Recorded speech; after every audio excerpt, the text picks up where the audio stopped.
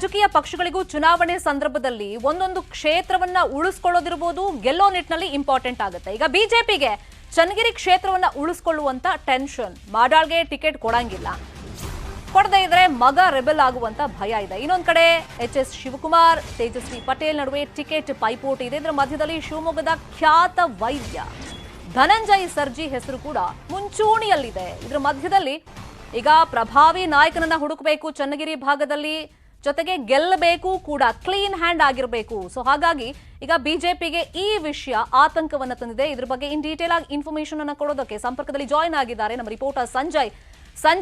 ಬಿಜೆಪಿಗೆ ಚನ್ನಗಿರಿ ಭಾಗದಲ್ಲಿ ಕ್ಷೇತ್ರವನ್ನ ಉಳಿಸ್ಕೊಳ್ಬೇಕು, ಪ್ರಭಾವಿ ನಾಯಕನನ್ನ ಹುಡುಕಬೇಕು, ಜೊತೆಗೆ ಕ್ಲೀನ್ ಹ್ಯಾಂಡ್, ಯಾವ ತರ ಟಾಸ್ಕ್ ಇದೆ?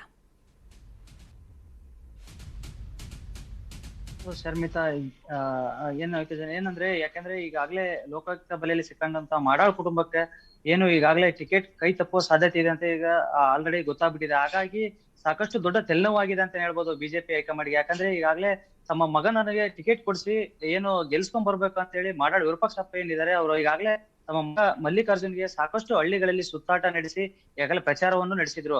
ಆದ್ರೆ ಕೊನೆ ಕ್ಷಣದಲ್ಲಿ ಏನಾಯ್ತು, ಈ ಲೋಕಾಯುಕ್ತ ಎಲ್ಲ ದಾಳಿ ಆದ ಹಿನ್ನೆಲೆಯಲ್ಲಿ ಈಗಾಗಲೇ ಟಿಕೆಟ್ ಸಿಗೋದಿಲ್ಲ ಅನ್ನೋದು ಒಂದ್ ಕಡೆ ಕನ್ಫರ್ಮ್ ಕೂಡ ಆಗಿದೆ ಅವರಿಗೆ.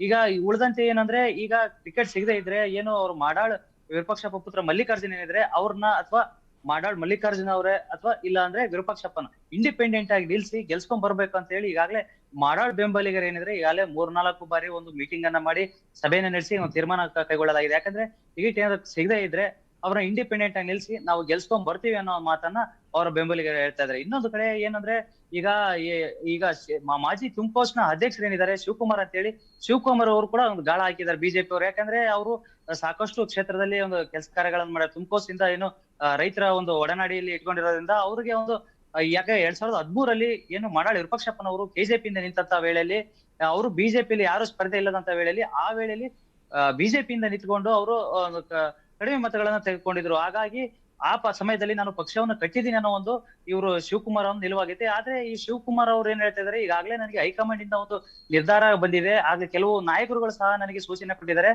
ಕ್ಷೇತ್ರದಲ್ಲಿ ಅಡ್ಡಾಡ್ಲಿಕ್ಕೆ ಹೇಳಿದ್ದಾರೆ. ಹಾಗಾಗಿ ನಾನು ಈಗ ಚನ್ನಗಿರಿ ಕ್ಷೇತ್ರದಲ್ಲಿ ಸುತ್ತಾಡ್ತಾ ಇದ್ದೀನಿ, ಪ್ರಚಾರವನ್ನು ಆರಂಭ ಮಾಡಿದ್ದೀನಿ ಅನ್ನೋ ಮಾತನ್ನ ಹೇಳ್ತಾ ಇದಾರೆ.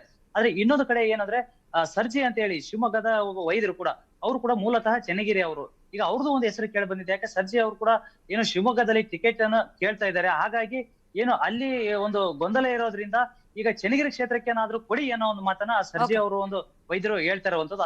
ಅದೆಲ್ಲರ ಮಧ್ಯೆ ಕೂಡ RS ಪ್ರಮುಖರು ಒಬ್ರು ಏನು ಮಾಜಿ ಮುಖ್ಯಮಂತ್ರಿ ಜೆ.ಎಚ್. ಪಟೇಲ್ ಏನಿದ್ರೆ, ಅವರ ತಮ್ಮನ ಪುತ್ರ ತೇಜಸ್ವಿ ಪಟೇಲ್, ರಾಜ್ಯ ಕಬ್ಬು ಬೆಳೆಗಾರರ ಉಪಾಧ್ಯಕ್ಷರಾಗಿರುವಂತಹ ತೇಜಸ್ವಿ ಪಟೇಲ್ಗೆ ಒಂದು ಕರೆ ಮಾಡಿ, ಏನು ನೀವು ನಿಮ್ಮ ಹೋರಾಟಗಳನ್ನ ಎಲ್ಲ ನಾವು ಗಮನಿಸಿದ್ದೀವಿ, ನೀವು ಬಿಜೆಪಿಗೆ ಬಂದ್ರೆ ನಾವು ಟಿಕೆಟ್ ಅನ್ನ ಕೊಡ್ತೀವಿ, ನೀವು ಚನ್ನಗಿರಿ ಕ್ಷೇತ್ರದಿಂದ ಸ್ಪರ್ಧೆ ಮಾಡಬಹುದು ಅನ್ನೋ ಒಂದು ಮಾತನ್ನ ಹೇಳಿದ್ರೆ, ಅದಕ್ಕೆ ದೊಡ್ಡ ಬಿಜೆಪಿ ನಾಯಕ ಹೇಳ್ಬೋದು.